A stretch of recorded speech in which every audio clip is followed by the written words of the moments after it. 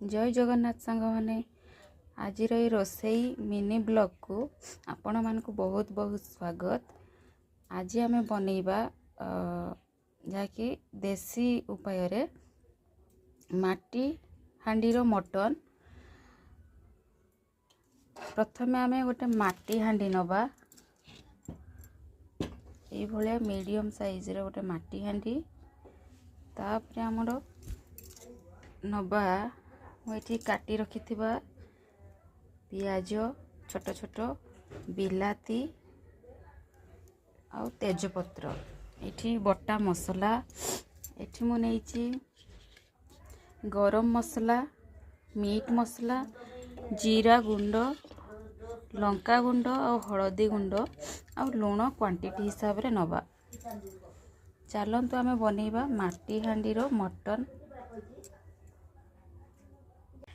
आउ मटन नबा। एतिकी रे बनैबा चलतु माटी हांडीर मटन झोल। चलतु मु कसी देइथिली, कसी रखिथिबा मसला को आमे एई माटी हांडी रे देई दबा।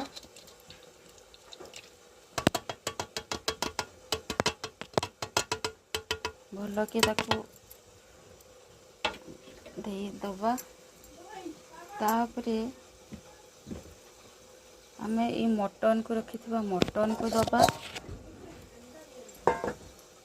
तापरे आमे आलू दबा, आलू दबा। तापरे किछि पियाज काटिकी रखी पियाज दबा। तापरे ताकू भल की गोळेई न माटी मटन को संपूर्ण रूपे गोळेई की ताकू रखी देइछि।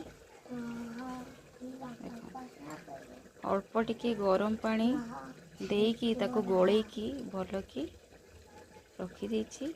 चलतु चूल्हा बसैबा। देखंतु सांग माने हमर माटी हांडीर मटन हेई आसलानी।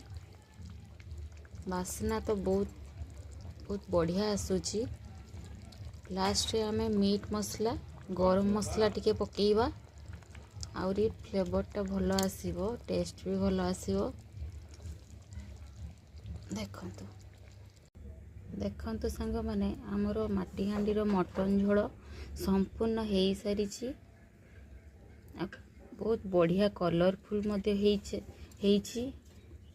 देखंतु मु आपण मानकु देखौछि, हे देखंतु बासना भी मध्य बहुत बढ़िया।